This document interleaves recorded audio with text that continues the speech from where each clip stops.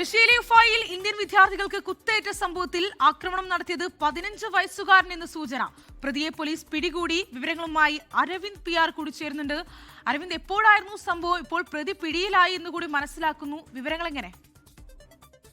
ശ്രീനിധി, അല്പസമയം മുമ്പാണ് റഷ്യയിലെ ഉഫായിൽ ഇന്ത്യൻ വിദ്യാർത്ഥികൾക്ക് കുത്തേറ്റ വാർത്ത പുറത്തു വരുന്നത്. ഈ ആക്രമണം ആദ്യം സ്ഥിരീകരിക്കുന്നത് റഷ്യയിലെ ഇന്ത്യൻ എംബസിയാണ്. 4 ഇന്ത്യൻ വിദ്യാർത്ഥികൾക്ക് കുത്തേറ്റു എന്നത് മാത്രമാണ് ഇന്ത്യൻ എംബസി പുറത്തുവിട്ട വിവരം. ഇന്ത്യക്കാരെ കുറിച്ചുള്ള ബാക്കി വിവരങ്ങളൊന്നും പുറത്തുവിട്ടിരുന്നില്ല. എന്നാൽ ഇപ്പോൾ പുറത്തുവന്ന വിവരം പ്രകാരം ഒരു 15 വയസ്സുകാരനാണ് ഇത്തരത്തിൽ ആക്രമണം നടത്തിയത്. ആക്രമണം നടക്കുന്നത് മെഡിക്കൽ സർവകലാശാല ഹോസ്റ്റലിലാണ്. ഈ 15 വയസ്സുകാരൻ ഈ ഹോസ്റ്റലിലേക്ക് കടന്നു കയറുകയും അവിടെ ഉണ്ടായിരുന്നവർക്ക് നേരെ ആക്രമണം നടത്തുകയുമായിരുന്നു. എന്തായാലും 15 വയസ്സുകാരനെ പോലീസ് പിടികൂടിയതായി ഇപ്പോൾ റഷ്യ അറിയിച്ചിട്ടുണ്ട്.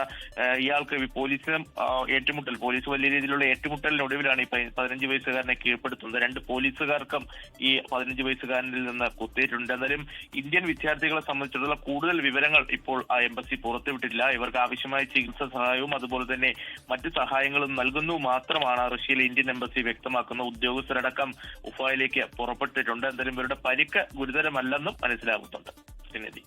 ശരി, റഷ്യയിലെ ഉഫായിൽ ഇന്ത്യൻ വിദ്യാർത്ഥികൾക്ക് കുത്തേറ്റ സംഭവത്തിൽ ആക്രമണം നടത്തിയത് 15 വയസ്സുകാരൻ എന്നിപ്പോൾ സൂചനയുണ്ട്. മാത്രമല്ല, പ്രതിയെ പോലീസ് പിടികൂടി എന്നുകൂടി മനസ്സിലാക്കുന്നു.